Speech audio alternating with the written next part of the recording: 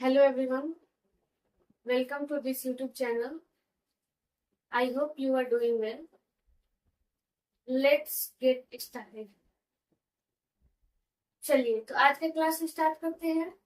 पिछली क्लास में हम लोगों ने ऑक्सफोर्ड करंट इंग्लिश ग्रामर के बुक से आर्टिकल जो टॉपिक है उसको स्टार्ट किए थे और उसका एक्सरसाइज जो 4 था उसको कवर किए थे।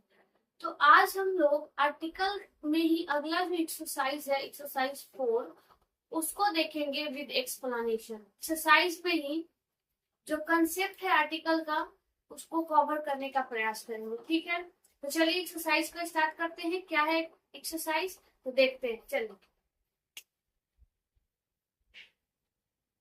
ऑक्सफोर्ड करंट इंग्लिश ग्रामर के बुक से टॉपिक है आर्टिकल्स, उसका एक्सरसाइज है 5, उसको हम लोग आज कवर करने वाले हैं।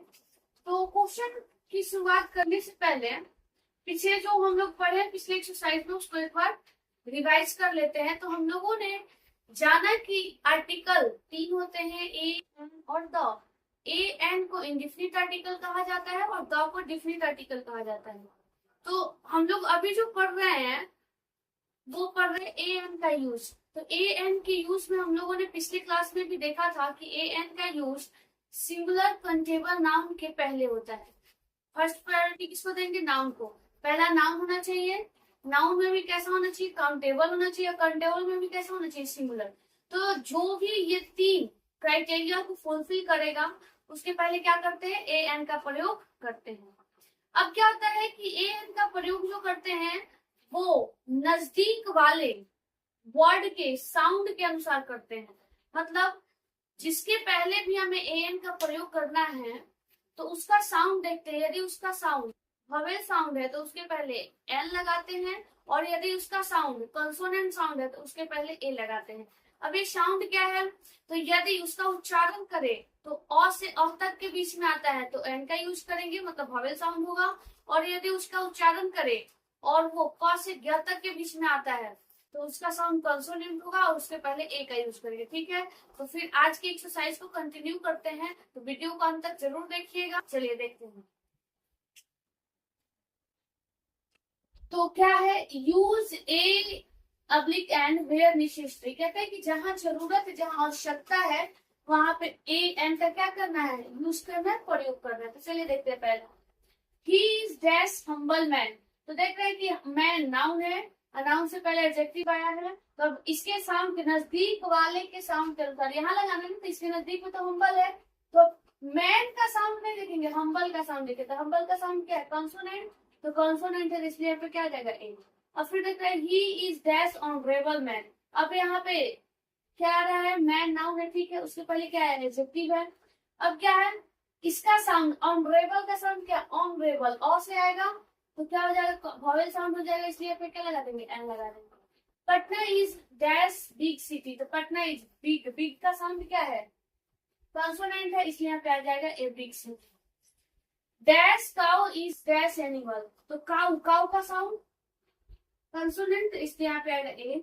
ए काउ इज, और एनिमल का साउंड वॉवेल है ए, एनिमल, इसलिए यहाँ पे आ जाएगा an. A cow is an animal. फिर देखते हैं क्वेश्चन नंबर 5 को। क्वेश्चन नंबर 5 क्या है? Don't make a noise. तो इसको हम लोग यहाँ से देखेंगे। क्या बोला गया है? ए एन का यूज कुछ खास फ्रेजेस में होता है। मतलब ए एन का यूज जो है ना वो कुछ खास, नीचे जो फ्रेजेस लिखे गए हैं उसमें ए एन का यूज क्या होता है?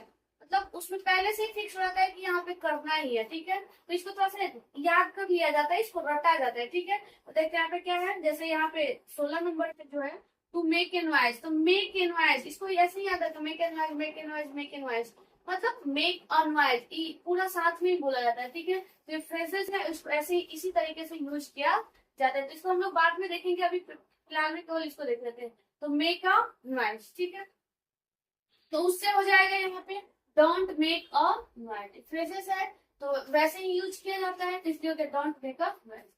Dash honorary secretary is one who is not paid for his services. तो देख रहे हैं honorary secretary, तो honorary का साउंड क्या है? सबसे पहले secretary क्या है? नाउन है। और secretary कैसा नाउन है? सिंगुलर है और काउंटेबल है। और अब तो लगेगा इनका प्रयोग करेंगे अब किसके अनुसार? तो honorary के साउंड के अनुसार। honorary का साउंड क्या है? Vowel sound. यहाँ पे क्या आ जाएगा? N. ends on very secretary is one who is not paid for his services.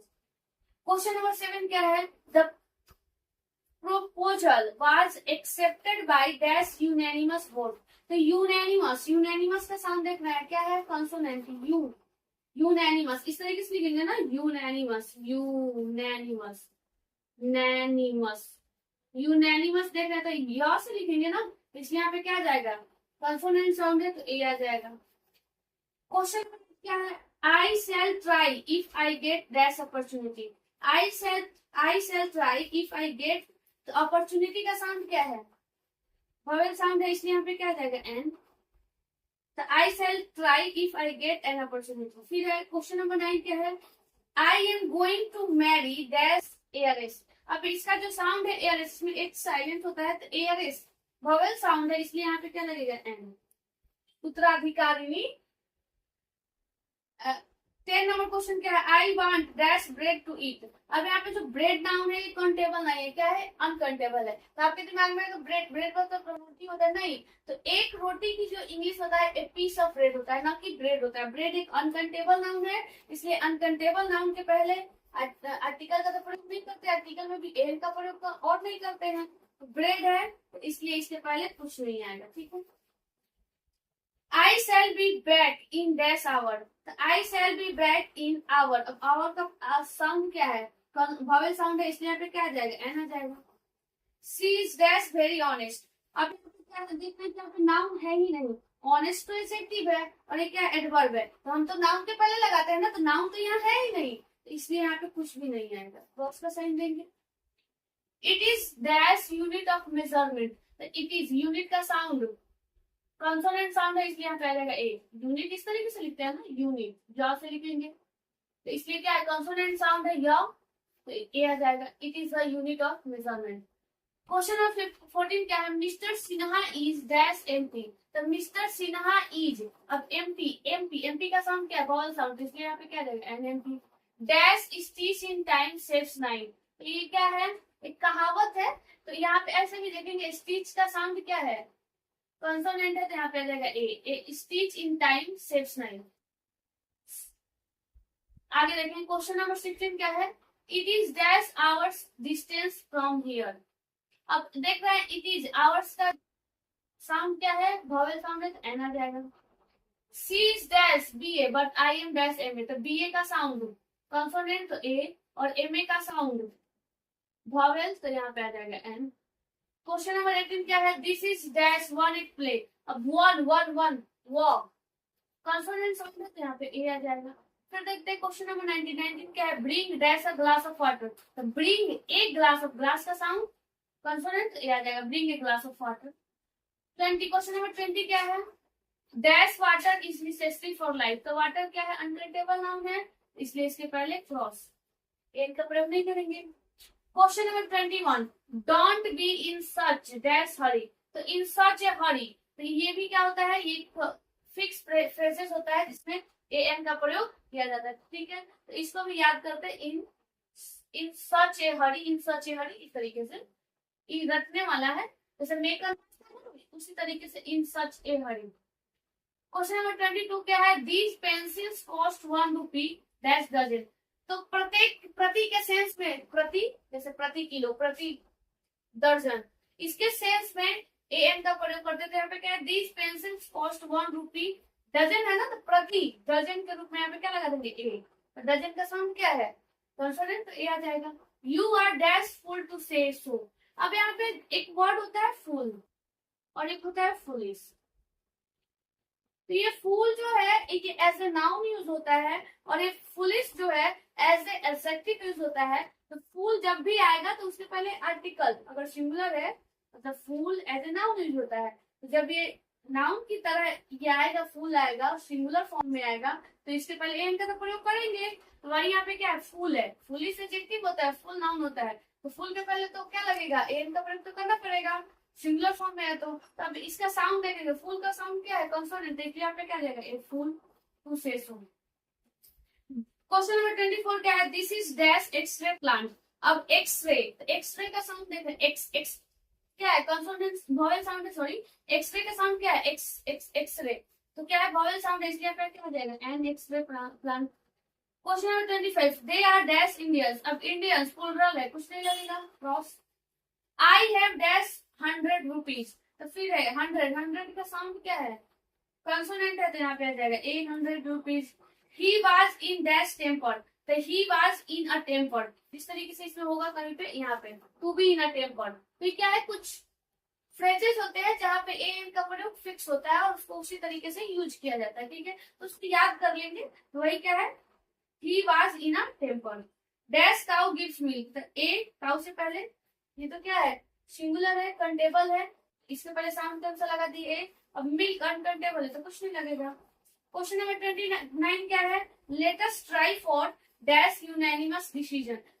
Unanimous, unanimous का साउंड क्या है, कॉन्सोनेंट, तो यहाँ पे क्या आ जाएगा ए यूनानिमस डिसीजन। क्वेश्चन नंबर 30 क्या है, इंडिया इज डैश यूनिक, तो इंडिया इज डैश यूनिक, यहाँ पे कुछ नहीं है, क्यों, क्योंकि यूनिक तो एडजेक्टिव है, हमें तो नाम चाहिए, ठीक है, वही आता है इंडिया इज यूनिक, उसके बाद कंट्री रहता तब लगाते, नाम तो है नहीं, यूनिक है केवल, तो यहाँ पे एडजेक्टिव तो पहले थोड़ी लगता है, नाम के पहले लगता है, तो नाम तो है नहीं, इसलिए यहाँ पे कुछ नहीं आएगा। क्वेश्चन नंबर 31 क्या है, the poor boy is dash orphan, तो अब देख रहे हैं ऑर्फन का साउंड क्या है, ऑर्फन का साउंड, ऑर्फन वॉवेल साउंड है, तो यहाँ पे देख रहे हैं the poor boy is an orphan. अब देखते हैं ये जो यहाँ पे लिखा क्या है बॉक्स के अंदर में, उसको पहले देख लेते हैं और इसको क्या करेंगे, याद करने का प्रयास करेंगे, 2-3 बार रीड करेंगे ना तो ये याद हो जाता है, और क्वेश्चन जब आता है ना तो वहाँ पे हाँ दिमाग में आता है कि हाँ इसको इस तरीके से याद किए थे, फिक्स वाला था, ठीक है, तो ये सब बन जाता है, तो इसको थोड़ा सा 2-3 बार पढ़ेंगे तो हो जाता है। कहते हैं कि ए एन का यूज कुछ खास फ्रेजेस में होता है। अब वो खास फ्रेजेस क्या है, थोड़ा सा देखेंगे। इन अ हरी, पहला क्या है, इन अ हरी।